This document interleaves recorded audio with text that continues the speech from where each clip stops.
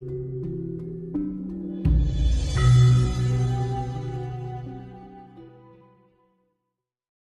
setelah terjadi benturan antara Mojopahit dengan Demak, begitu ceritanya itu, akhirnya kalah.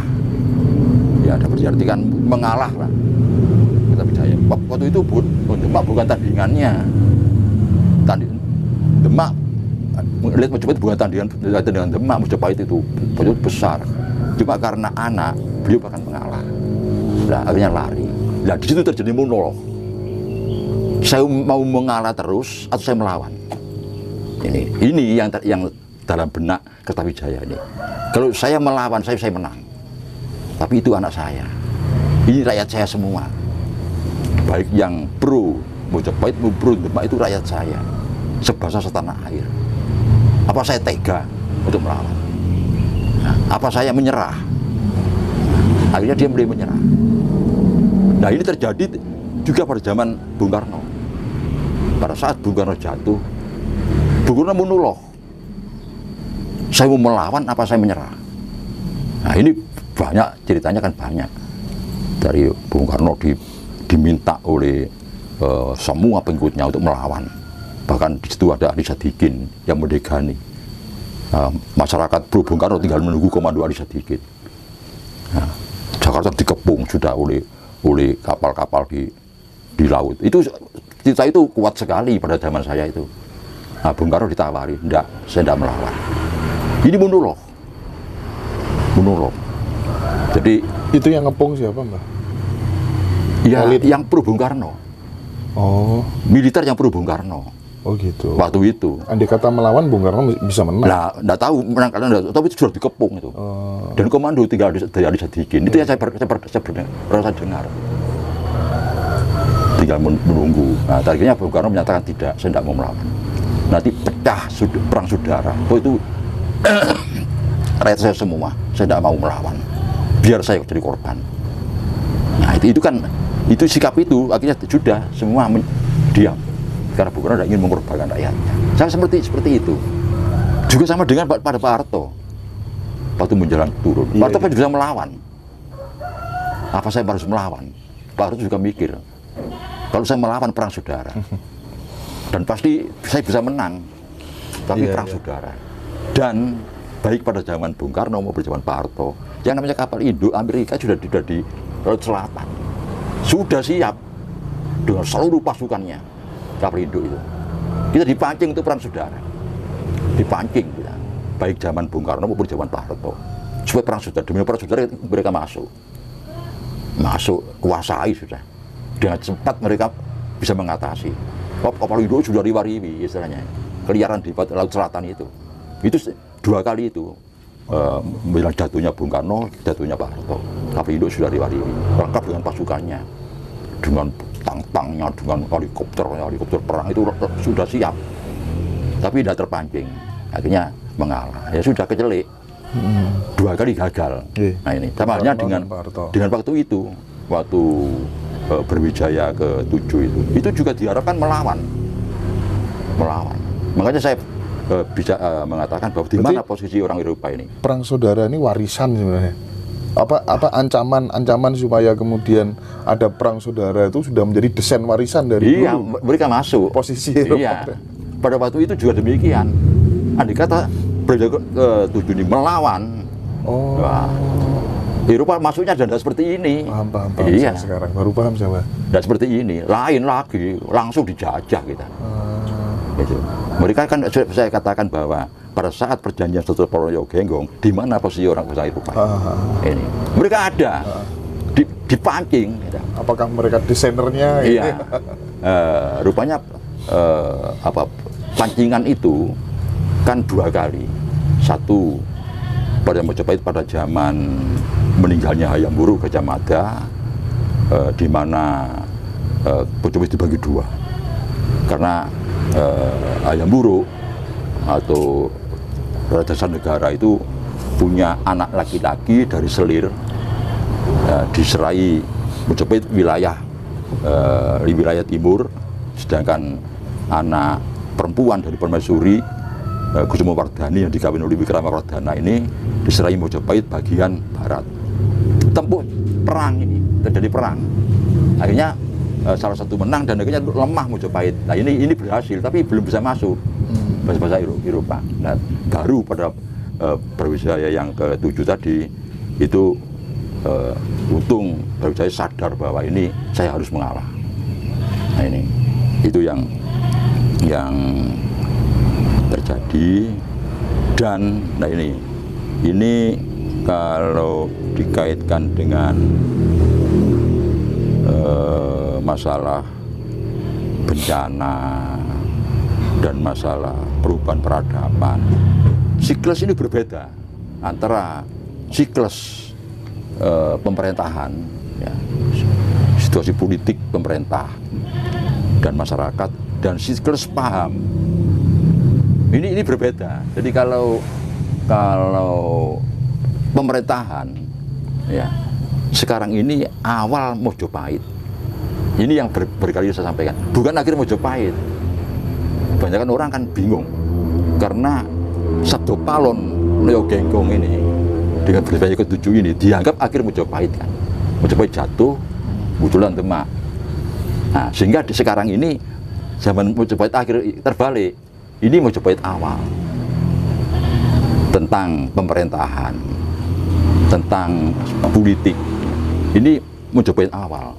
Jadi Bapak Jokowi ini ibarat Raden Wijaya, Kertarajasa Jayawardhana. Jadi Raja Mojopahit pertama. Nah, sedangkan situasi pada masa Sabdo Palon di Mojopahit akhir ini siklusnya bukan ke situ. Siklusnya pada paham, kembalinya jati diri. Paham jati diri, Pancasila itu. Jadi siklusnya berbeda. Karena kita banyak berbicara tentang Sabdo Palon, dan Sabdo Palon itu pada masa-masa akhir Mojopahit, dianggap ini akhir Mojopahit akhir. Bukan. Padahal awal karena teori siklus yang pernah saya sampaikan itu, bahwa Kenaro itu Bung Karno, Kertanegara itu Pak Harto, sedangkan Pak SBY itu Jayakatwang, Pak Jokowi itu Raden Wijaya. Awal. Dan jadi itu kedua, ketiga, tidak tahu seterusnya. Itu apalagi yang dengan kalau kemudian percakapan monolog Sabdo Palon itu dari Prabu Brawijaya ke-7, terus Syekh Subakirnya itu sebenarnya benar-benar ada sosok apa enggak, Mbak Gatot? Nah, ini kalau apa ya, setiap zaman orang menyebut Sabdo Palon, menyebut Syekh Subakir, itu selalu berubah-ubah. Karena saya mengalami, jadi waktu saya masih anak-anak, Syekh Subakir itu tidak ada. Terus lama-lama, ada tahun sekian, lama, jadi berubah-ubah. Gitu ya? Ya, tidak tahu itu ada yang memunculkan rupanya itu. Ada yang memunculkan. Jadi kayaknya bukan sejarah pakem gitu ya? Bukan ya. Malah kalau saya berpikir itu begini tentang Syekh Subakir itu, kalau itu ada sosok itu justru muncul pada masa Mojopahit jatuh, ya. Terus Nusantara ini berkeping-keping menjadi kesultanan-kesultanan. Di luar Jawa itu ada 23 kesultanan dan kerajaan. Di Jawa itu ada 4 atau 5 kesultanan, ada Demak, Pajang, Mataram, ada Cirebon, ada Banten dan sebagainya. Nah, Mojopahit sampai abad 17 itu masih ada tersisa wilayah Jawa bagian timur dan Bali. Ini ini masih ada Mojopahit itu. Jadi di Jawa bagian timur, Bali dan Bali. Nah ini di luar Ekasi dan Kediri, Medion dan Bojonegoro. Kalau ini Mataraman. Nah, ini apa itu indikasinya? Kesultanan, Mangkunegaran, Pakubuwono tidak sempat menata bahasa di wilayah timur.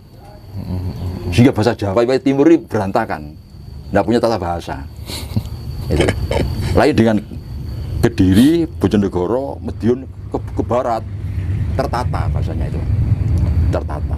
Romo Inggilnya, Romo Madionya, terus bahasa seharian itu tertata, bisa ditulis dan tertata bahasanya. Ini indah, ini wilayah perang, wilayah yang tidak terjamah oleh sastra. Nah itu sehingga keadaannya gawat, terus melawan. Dan ini didukung oleh Mataram, didukung. Jadi diam-diam ada banyak sultan, banyak penguasa Mataram, Sulu Jogja itu yang mendukung gerakan ini. Yeah. Nah, dan ini karena kesulitan, ya VOC juga didukung oleh kelompok-kelompok Mataram yang pro VOC, tidak semuanya. Nah, sehingga sulit untuk menaklukkan ini. Terjadilah perjanjian Jepara. Nah, di mana kalau VOC itu mampu menundukkan pemberontakan di wilayah timur, silakan dikuasai wilayah timur ini. Nah, makalah inilah sosok Syekh Jubagir muncul. Jadi pada masa itu wilayah timur Pulau Jawa ini gawat. Kalau malam itu senyap, banyak gerilya, banyak gerakan-gerakan, perampokan-perampokan. Jadi ada sandi-sandi tertentu, teriak namanya tidak jawab, mati. Itu terus-menerus, kacau itu. Kalau siang tegang, kalau malam itu senyap. Nah inilah masuknya sosok Syekh Jubagir. Dianggap tanah Jawa itu gawat keliwat-keliwat. Akademite, jalma moro, jalma mati, satu moro, satu mati. Ya ini, situasi seperti ini. Itu menurut pikiran saya dulu, begitu. Situasi seperti saat ini?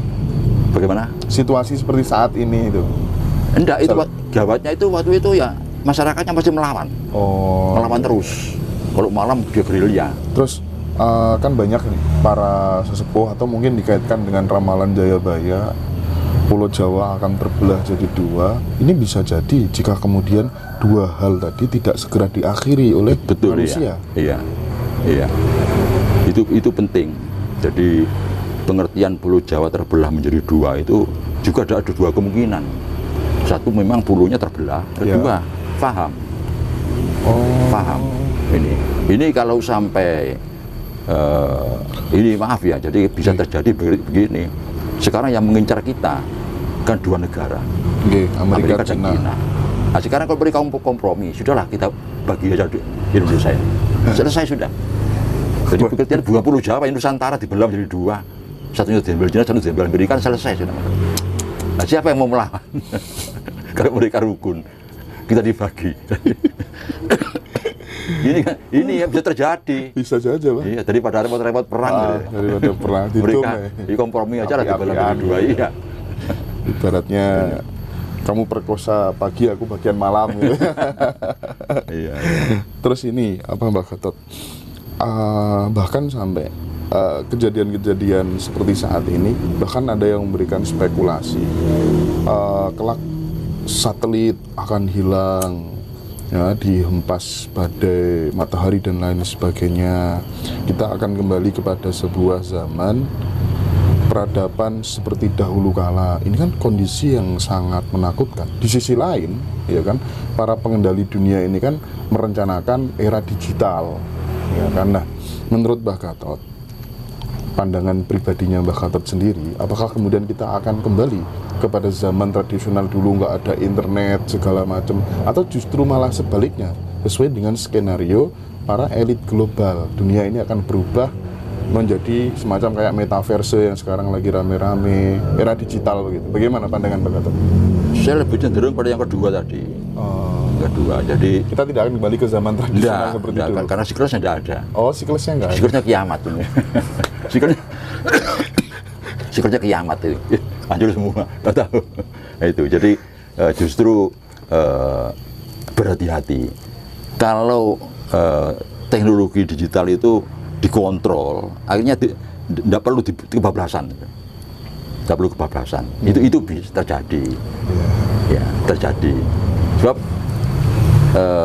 saya pernah mengatakan bahwa saya pernah baca buku ya tahun-tahun 60-an, 70-an itu jadi Yusalatin itu yang ilmuwan ya, kumpulnya para ilmuwan selain geologi, arkeologi, sejarah juga beliau itu ahli astronomi juga seorang pilot ya. Itu memperkirakan di luar tata surya, masih dalam satu galaksi kita itu ada planet yang dihuni oleh semacam manusia, tapi sudah seperti robot, sudah kehilangan perasaan. Jadi dia diam aja. Jadi saking majunya tidak terkontrol, terus maju terus, akhirnya manusia itu sendiri sudah dibatasi, disisakan berapa, tidak bertambah, tidak berkurang. Tapi seperti robot, tidak punya kemauan, tidak punya ambisi, tidak punya emosi. Itu ada di planet seperti itu. Jadi apa seperti itu? Nah, ini ada, saya pernah baca buku seperti itu. Iya. Jadi artinya Mbah Gatot tidak percaya kalau suatu saat nanti kita akan kembali masak di dapur tuh pakai tawon, enggak akan sampai segitu ya. Loh, kalau itu dilakukan, ya itu menyangkut ramah lingkungan ya. Jadi apa ya? Bagus sebenarnya. Ya, bagus. Teknologi ramah lingkungan. Jadi yang namanya ramah lingkungan ini tidak hanya membuang plastik, ya, tidak hanya membuang limbah, tapi eksploitasi ini loh. Ya. Tapi kalau sampai tukar menukarnya apa tuh sekarang kan pakai uang, ya. Terus barter gitu akan terjadi nggak? Kira-kira prediksinya Mbak? Nah, itu bisa terjadi. Kenapa kok begitu? Kan manusia kan mengandalkan sumber daya alam dari setiap negaranya. Nah, kalau itu sudah sehingga manusia itu lupa bahwa kepentingan sebetulnya aslinya kepentingan pangan sebetulnya, tapi seolah-olah lupa kalau kepentingan pokoknya itu pangan dan minum.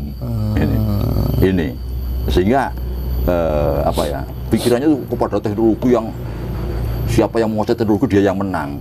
Nah, siapa yang menguasai pangan dia yang menang. Nah, ini bisa terjadi. Ya.